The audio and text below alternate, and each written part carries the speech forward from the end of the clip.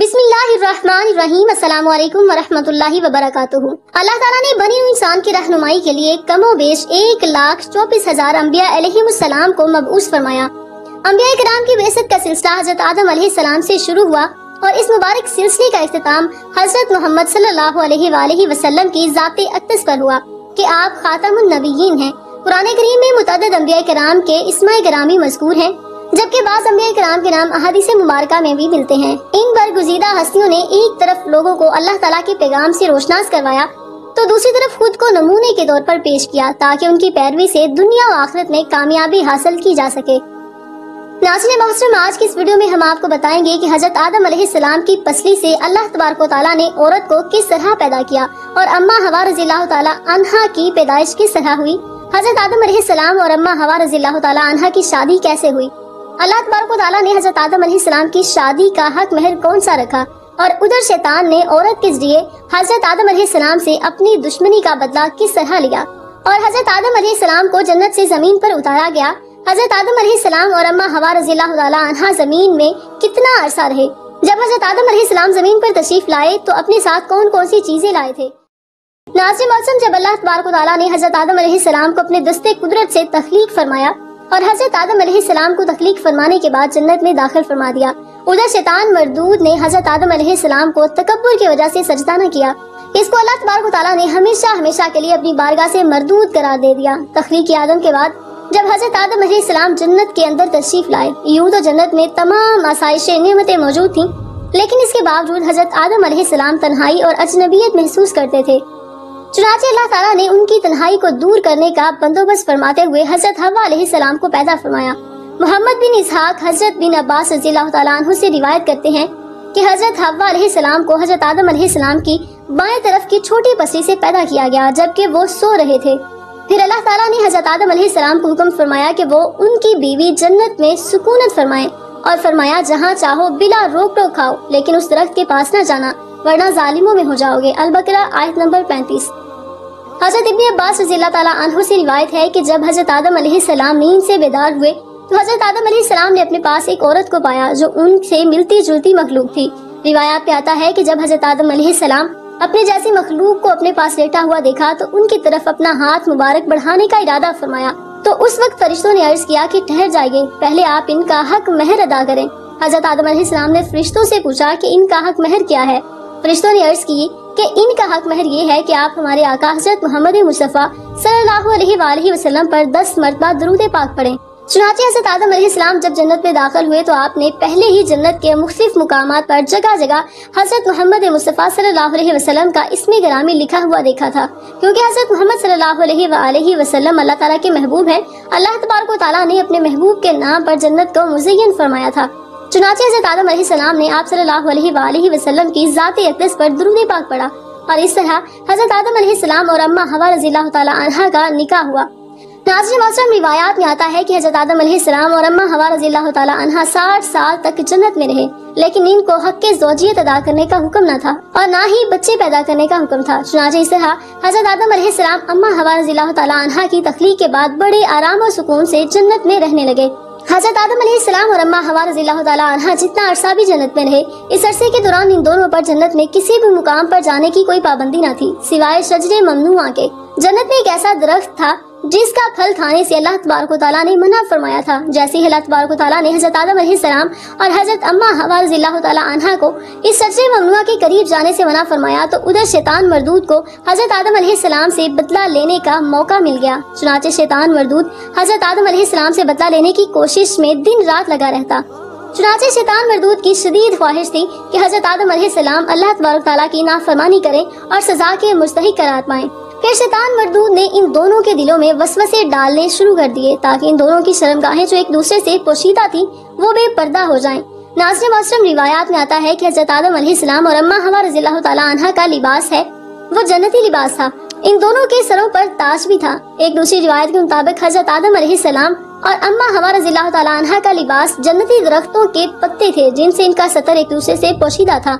अब शैतान रोज इन दोनों के दिलों में वसवसे डालता कि वो शजरे ममनूआ के पास जाएं, जिस फल से अल्लाह तबारक व तआला ने इन दोनों को मना किया है वो फल खाएं। चुनांचे शैतान एक दिन हजरत आदम अलैहिस्सलाम और अम्मा हवा रज़ियल्लाहु तआला अन्हा से कहने लगा کہ تمہارے رب نے تم دونوں کو اس درخت کے پھل کھانے سے اس لیے منع کیا ہے کہ کہیں تم لوگ یہ پھل کھا کر ہمیشہ ہمیشہ کے لیے زندہ رہنے والے نہ بن جاؤ، کہیں تم لوگ فرشتے نہ بن جاؤ۔ چنانچہ شیطان کی یہ شیطانی باتیں سن کر حضرت حوا رضی اللہ تعالیٰ عنہا سوچنے پر مجبور ہو گئیں کہ آخرکار اللہ تبارک و تعالیٰ نے ہمیں اس پھل کو کھانے سے منع کیوں فرمایا، جبکہ جنت میں کسی بھی مقام پر جانے یا کوئی بھی چیز کھانے سے منع نہیں کیا گیا۔ شیطان مسلسل حضرت اماں حوا رضی اللہ تعالیٰ عنہا پر وار کرتا رہا، پھر آخرکار شیطان مردود کی کوششیں رنگ لے آئیں۔ شیطان مردود نے حضرت حوا رضی اللہ تعالیٰ عنہا کو پھل کھانے پر راضی کر لیا۔ ایک دن حضرت حوا رضی اللہ تعالیٰ عنہا نے حضرت آدم علیہ السلام سے کہا کہ ہم اس شجر ممنوعہ کا ذرا سا حصہ کھا لیں، دیکھیں تو صحیح کہ آخرکار اس میں کون سا راز چھپا ہے جس کی وجہ سے اللہ تبارک و تعالیٰ نے اس درخت کا پھل کھانے سے منع فرمایا۔ شروع میں تو حضرت آدم علیہ السلام نے مکمل طور پر حضرت حوا رضی اللہ تعالیٰ عنہا کو اس درخت کا پھل کھانے سے منع فرما دیا، لیکن پھر حضرت حوا رضی اللہ تعالیٰ عنہا کے مسلسل اصرار پر حضرت آدم علیہ السلام بھی اس پھل کو کھانے پر راضی ہو گئے۔ آخرکار حضرت آدم علیہ السلام اور حضرت حوا رضی اللہ تعالیٰ عنہا اس شجر ممنوعہ کا پھل کھانے لگے۔ ان دونوں نے ابھی اس پھل کو پوری طرح سے چکھا بھی نہ تھا کہ ان دونوں کی شرمگاہیں ایک دوسرے پر ظاہر ہو گئیں۔ اس وقت حضرت آدم علیہ السلام اور حضرت حوا رضی اللہ تعالیٰ عنہا بہت پریشان ہوئے، اپنی شرمگاہوں کو چھپانے کے لیے جنت کے پتوں کا استعمال کرنے لگے تاکہ وہ جنت کے پتوں کے ذریعے اپنی شرمگاہوں کو چھپا سکیں۔ جیسے ہی ان دونوں نے اس شجر ممنوعہ کا پھل چکھا تو اللہ تبارک و تعالیٰ نے ارشاد فرمایا، اللہ نے ان دونوں کو پکارا اور فرمایا، کیا میں نے تم کو منع نہیں کیا تھا کہ اس درخت کا پھل نہ کھانا، شیطان کے ورگلانے میں نہ آنا، یہ تمہارا کھلا دشمن ہے۔ جب حضرت آدم علیہ السلام اور حضرت حوا رضی اللہ تعالیٰ عنہا نے اللہ تبارک و تعالیٰ کا یہ پیغام سنا تو خوف الہی کی وجہ سے کانپنے لگے۔ اس کے بعد اللہ تبارک و تعالیٰ نے حضرت آدم علیہ السلام کو اور حوا رضی اللہ تعالیٰ عنہا کو زمین پر اتار دیا، جیسا کہ اللہ تبارک و تعالیٰ سورہ الاعراف کی آیت نمبر 25 میں ارشاد فرماتا ہے کہ اب تم دونوں ایک خاص مدت تک زمین پر ہی رہو گے جہاں تم ایک دوسرے کے دشمن ہوں گے، تمہیں وہیں مرنا ہے اور اسی میں پھر سے پیدا ہونا ہے۔ روایات میں آتا ہے کہ حضرت آدم علیہ السلام کو ہند میں اتارا گیا، جبکہ حضرت حوا رضی اللہ تعالیٰ عنہا کو جدہ میں اتارا گیا اور ابلیس کو بصرہ سے چند میل کے فاصلے پر دمشقیان کے مقام پر اتارا گیا۔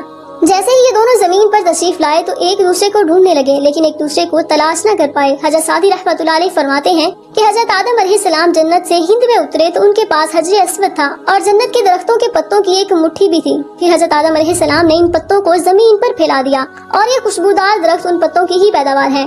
حضرت ابن عباس رضی اللہ تعالیٰ عنہ سے مروی ہے کہ حضرت جبریل علیہ السلام حضرت آدم علیہ السلام کے پاس آئے اور گندم کے 7 دانے ساتھ لائے۔ حضرت آدم علیہ السلام نے پوچھا، یہ کیا ہے؟ عرض کیا، یہ اس درخت کا پھل ہے جس سے آپ کو روکا گیا تھا لیکن آپ نے تناول کر لیا۔ فرمایا، تو اب میں اس کا کیا کروں؟ عرض کیا، ان کو زمین میں بو دیجئے۔ حضرت آدم علیہ السلام نے بو دیے اور وہ دانے وزن میں ان دنیا کے دانوں سے لاکھ درجے زیادہ تھے۔ وہ دانے اگ گئے۔ حضرت آدم علیہ السلام نے فصل کاٹی، پھر ان دانوں کو بوسی سے جدا کیا، پھر صفائی کی، اسے پیس کر آٹا گوندا اور روٹی پکائی۔ اس طرح محنت و مشقت کے بعد اسے کھایا۔ قصص القرآن ابن کثیر۔ پھر علماء ابن کثیر لکھتے ہیں کہ حضرت آدم علیہ السلام سے جو خطا ہوئی تھی، حضرت آدم علیہ السلام اس خطا کی معافی کے لیے اللہ تبارک و تعالیٰ کی بارگاہ میں ایک کثیر عرصے تک روتے رہے، اللہ تبارک و تعالیٰ سے اپنی خطا کی معافی مانگتے رہے۔ چنانچہ ایک دن اللہ تبارک و تعالیٰ کو حضرت آدم علیہ السلام کی گریہ زاری پر رحم آیا۔ اللہ تبارک و تعالیٰ نے حضرت جبرائیل علیہ السلام کو حضرت آدم علیہ السلام کی طرف بھیجا کہ جاؤ حضرت آدم علیہ السلام کو معافی کی خوشخبری سنا دو۔ جب جبریل علیہ السلام نے آ کر حضرت آدم علیہ السلام کو اللہ تبارک و تعالیٰ کا یہ پیغام پہنچایا کہ اللہ تبارک و تعالیٰ نے آپ کی خطا کو معاف فرما دیا تو حضرت آدم علیہ السلام بہت زیادہ خوش ہوئے اور اللہ تبارک و تعالیٰ کی بارگاہ میں سجدہ شکر ادا کرنے لگے۔ پھر اس کے بعد حضرت آدم علیہ السلام کو لے کر حضرت جبرائیل علیہ السلام مکہ مکرمہ میں آئے، جہاں پر حضرت آدم علیہ السلام نے کعبہ شریف کی بنیاد رکھی اور حجر اسود کو کعبہ کی دیوار میں نصب کیا۔